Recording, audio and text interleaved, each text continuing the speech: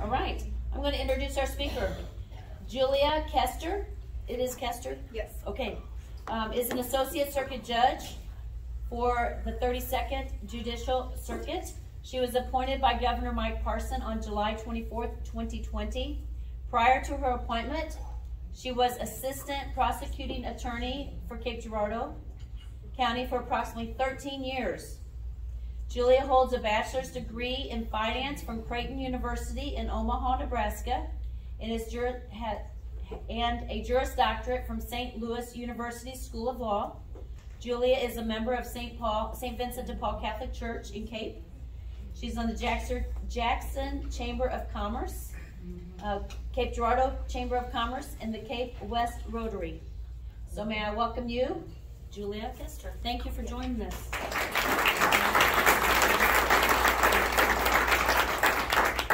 Good evening. Hopefully you all can hear me okay. Thank you all for having me here tonight as well. My name's Julia Koester. I'm an Associate Circuit Judge here in Cape Girardeau County.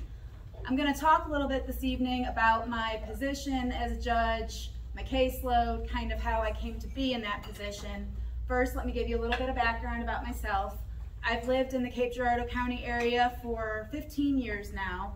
All three of my children were born here, and my husband and I are raising our family here. We hope to always raise our family here. We love it here. It's a great place to raise a family. I'm not originally from Cape. I'm from the St. Louis area. That's where I was born and raised. Growing up, soccer consumed me. I played it all the time, and I was fortunate enough with a lot of hard work to get a Division I soccer scholarship. I played at Creighton University. That's where I was recruited. I went on many college visits, but I ended up choosing Creighton in Omaha, Nebraska. Definitely enjoyed my time at Creighton, but after I graduated there, I moved back to St. Louis to attend law school. Law school is a 3-year program. I graduated there in May of 2007, passed the bar exam that summer, and after I passed the bar exam, I was hired by the Cape Girardeau County Prosecuting Attorney's Office, where I started in October of 2007.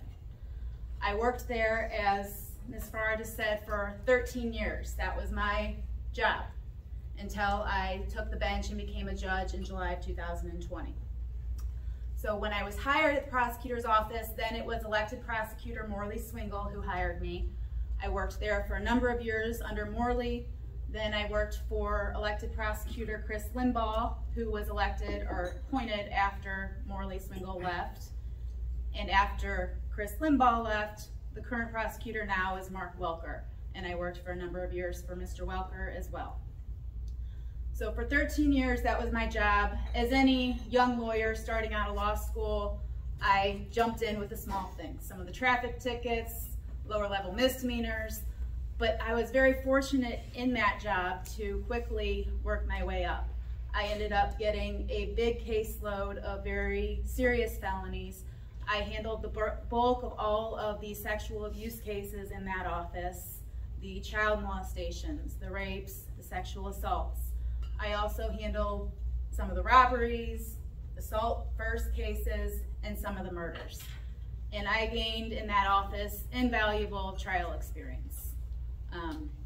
It taught me how to be a good trial attorney. And furthermore, it taught me I got to practice before and learn from some of the very best judges that Cape Girardeau County is blessed to have. Judge Seiler, who's now retired, he still comes back on some cases. Judge Lewis, he's still a circuit court judge. Practiced a lot before Michael Gardner. And I got to practice with and try cases against some of the best trial attorneys that, frankly, I would match up against anyone in the Missouri area, but right here in Cape Girardeau, they're blessed with some very excellent trial attorneys. So I wouldn't trade that experience for anything. It was a great job, and I was very fortunate to have it for 13 years. My husband's name is Jack Koester. Jack is an assistant United States attorney. He's a federal prosecutor. He's the chief attorney out of the Cape office. Their main office is in St. Louis, the Eastern District, but they have a satellite office here in Cape. Their office is in the Rush Limbaugh Federal Court Building right here in downtown Cape. We have 3 small children together. Our oldest is John Robert. We call him Johnny. He's going to be 10 years old in August. He's our tough one. very high strung. And he's going to be in 4th grade at St. Vincent in Cape this upcoming school year. Our middle son, Daniel, we call him Danny, he just turned 8 on the 4th of July. He's our firecracker baby. He's going into 2nd grade at St. Vincent. And then we have a little girl, Allison, who's going to be 6 in November, and she's going to be in kindergarten at St. Vincent. So those 3 are definitely a delightful handful. They keep us extremely busy. They're very, very involved in sports activities, and they keep us running around. So July of 2020, you heard with my introduction, I was appointed as Associate Circuit Judge here in Cape Girardeau County, specifically Division 4. That position was created with a lot of moving parts that came to that vacancy. I mentioned Judge Michael Gardner. He was a circuit court judge here in Cape Girardeau County, and he ended up moving up to the Eastern District Court of Appeals. He was appointed in that position. When Judge Gardner got the appellate spot, that created a vacancy in his position, Division 1, which Scott Lipke was appointed to, and that led to the vacancy in my current position now, Division 4. So that was an appointment. Governor Parson appointed me July of 2020, so I've been on the bench as a judge now for about 2 years.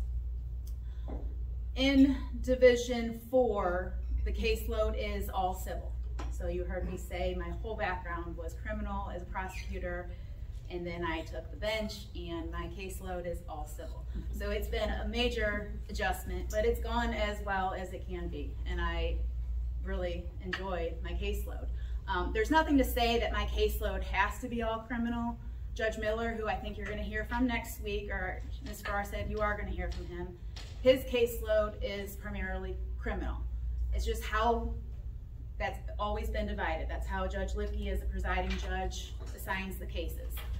It could always change, but right now, mine is civil, Judge Miller's is primarily criminal. So of that caseload, I get all the probate cases in Cape Girardeau County. I get all the juvenile cases in Cape Girardeau County. I'm the juvenile court judge. I get adult abuse matters.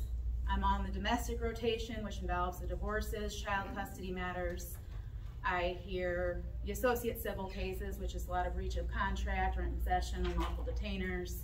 I get the small claims cases and the non-support.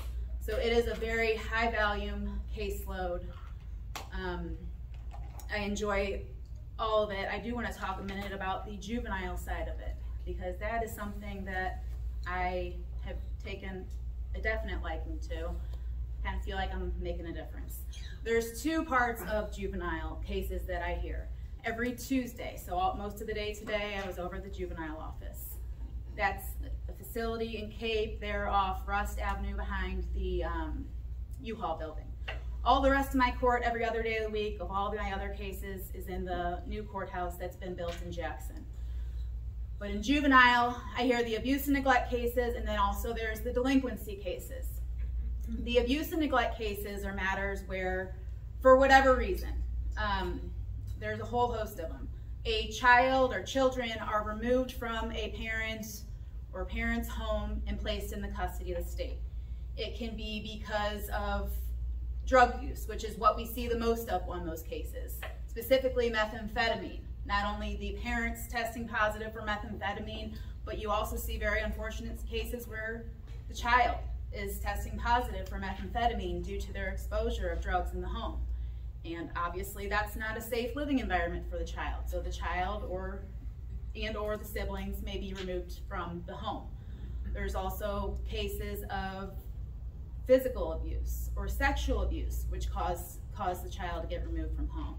Or unsafe, unsanitary living conditions, just filthy, disgusting homes that kids are not safe living in. There's also matters where a parent themselves may do what's called a voluntary placement. Go to Children's Division in the state and say, hey, I can't control my child's beyond parental control, can you help me out? And the Children's Division state will step in, remove the child from the home. So with those cases, the children are removed from the home, the case begins, a permanency plan is established. Most of the time, the goal in those cases is reunification, to get the children back home with their parents. Many times, those are success stories and that happens. but not always. Sometimes the parents are in denial that there's an issue, denial that they have drug problems, and they don't want to jump through the hoops and do everything that's asked of them to get their child back. So there we have to look at possible guardianship or terminating the parental rights and going towards adoption. So those cases never move quickly because, like I said, before you just turn a kid back home, you want to make sure everything's safe. But in those cases, we have regular case reviews, and the parents hopefully show up to participate, and you may see, okay, you didn't show up for your drug test, or you skipped a supervised visit with your child. What's going on? You often hear many excuses. Well, I didn't have a ride. I overslept. Many things. I like being in the position with my job to look at them and say, look, I'm a mom. Parenting is hard. I think many of us would agree it's the hardest job I know I've ever done. Harder than my years as a competitive athlete, harder than my years as a trial attorney, harder than my years, well, not many years, but 2 years as a judge. But it's also the most rewarding and the most important. So whether you think you need to show up for your drug test or your counseling or show up on time for a child who's waiting to visit their mom, do it, because that kid needs you, and I'm going to go out on a limb and say you need that kid too. I definitely enjoy that part of the job. The other part of juvenile law is what's called delinquency cases. Kids who commit crimes. Whereas if they committed that crime as an 18 or older, they'd be handled in adult court, going before Judge Miller, Judge Lewis, Judge Lippy, who handle the criminal matters. They're 17 and under, so they come to my court, and we deal with it in the juvenile court.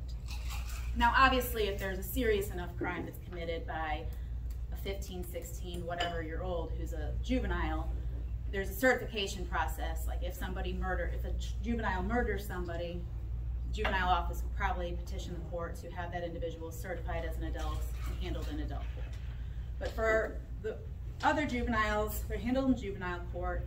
I see anywhere from, shoplifting to a fight that ended in a nosebleed outside a school bus to more serious assaults, firearms violations, shootings, which many of the shootings would end in adult court. But there's a whole host of offenses that the juveniles unfortunately do commit.